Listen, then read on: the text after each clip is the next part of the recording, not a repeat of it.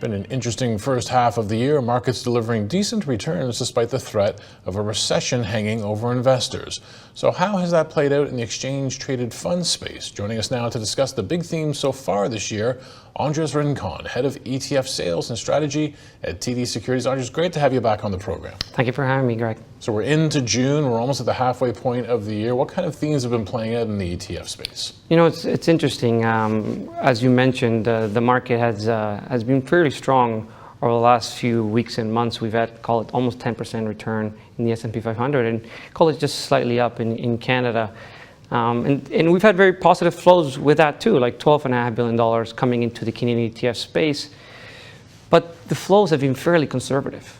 So if you look at where the money has been going, I think we have a chart here, but it's really going into, let's say, cash.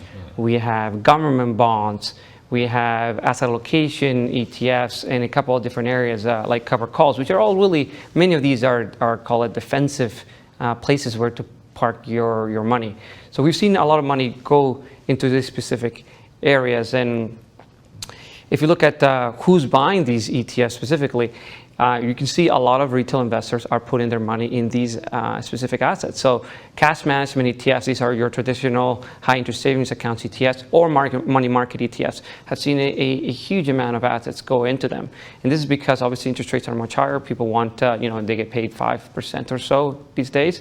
So why not put your money there versus, given all the volatility that we've seen recently. So we've seen a lot of interest in that space. It does speak to investor mentality and some of the concerns they have after the very rough 2022 that we had. Exactly. That even though, as you said, the broader market, the S&P 500, 10% return, not terrible in terms of like what happened last year, a much better result, but the people getting very cautious with their cash. You talked about retail fund flows, a lot of them in cash. What if we take a look at retail versus what the big institutions have been doing? Yeah, so a lot of the institutions have been looking at government bonds. This has been a big area where they've been focusing their attention. And a lot of this is a bit of a hedge against equity markets turning lower if rates continue higher here. So we've been seeing a lot of institutions get into that space specifically. And they've also been looking at areas like ESG. ESG was an area that last year maybe was a bit slower in institutional land, but this year we've seen quite a bit of inflows in that space. Very interesting. That chart there was showing the dark green was the retail investors and what they've been up to, and then the other lighter shade of green were the big institutions. You can definitely see on the ESG front, as you mentioned, definitely a different sort of approach there. Lately, in recent days and weeks, artificial intelligence has been dominating headlines. So I think when ChatGPT sort of landed on the public where people could actually put their hands on a form of AI and start to think about it. So you've seen some big moves in a lot of parts of the market. I know that not only have you been keeping an eye on the artificial intelligence space, you've had an interesting conversation in recent days about the artificial intelligence space. So tell us a bit of this. Is your Buy Side Views program, right? Yeah, that's correct. And for those of you that follow Buy Side Views, it's our multi-format series that covers many of the insights of our clients. And very recently, we were very excited to host Kathy Wood, which you also hosted on this show. And we talked about AI quite a bit. We talked about her 5 innovation platforms, automation, and many different areas. And I know we have a clip coming on, but it was an exciting conversation with Kathy. Yeah, I think you also, during that conversation, actually talked about AI opportunity, not even broadly, but here in Canada as well. I think we can show you that one.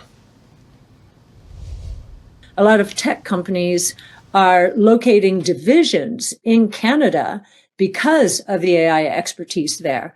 And that's a big competitive advantage for Canada. I always look at terms of trade when I'm thinking about currencies, and longer term, if you keep your AI expertise engine going, that's going to become that's going to represent comparative advantage to you.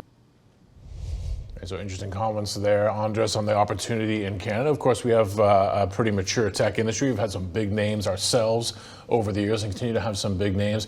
One of the things about AI, though, and I know you were talking with Kathy about this as well, and we had a chance to talk to her too, is that there's fear around it as well. Investors are clearly interested in the space in terms of opportunity and gains in certain equities and different ways to play it, but there's concerns about what it actually means for our jobs, right? The disruption that we could see. What were you talking about with Kathy on that front?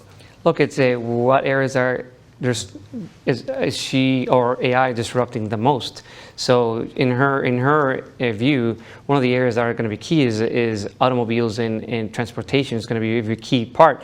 The banks are going to be impacted. Everybody's really going to be impacted to a different degree. So it's really which areas are going to be impacted the most. And one of the key areas that she sees is definitely the transportation business, where she sees that a huge part of that industry is going to be disrupted. All right, let's hear Kathy say it, Andres, from their chat together herself.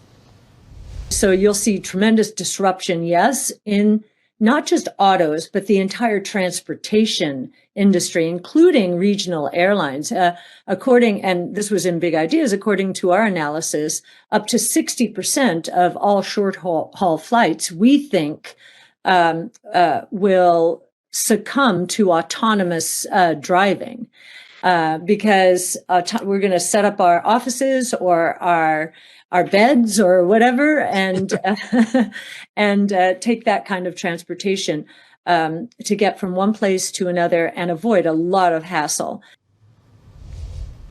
So a lot of interesting moves, a lot of interesting insight from Kathy on AI. So people take a look at these different trends in the market that we've been talking about, whether it's, artificial intelligence, whether it's the move we've seen into money market funds, a bit of caution among retail investors.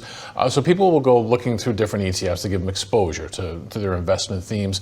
Beyond just finding an ETF that actually, is involved in that space, what do investors need to consider when choosing an ETF? Like, what are some of your criteria? What are you looking for?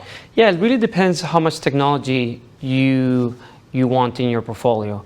So there's many different ways that you can invest in technology. You can be, let's say, very broad. You mentioned earlier the NASDAQ.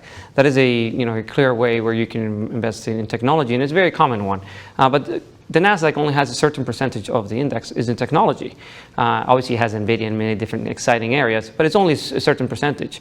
So you can go that route where you go and select an index that has a certain percentage or a small percentage.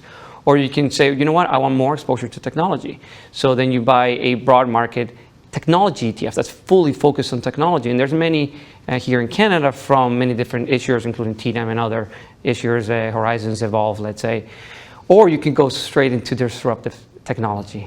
And these are many of the themes that Kathy touched on. And actually, as she touched on the video, she launched 3 funds with BMO Asset Management that focus on a lot of the themes that she cares about, like genomics, the future or the next generation internet, and also innovation. It's ARKK, ARKG, and RKW.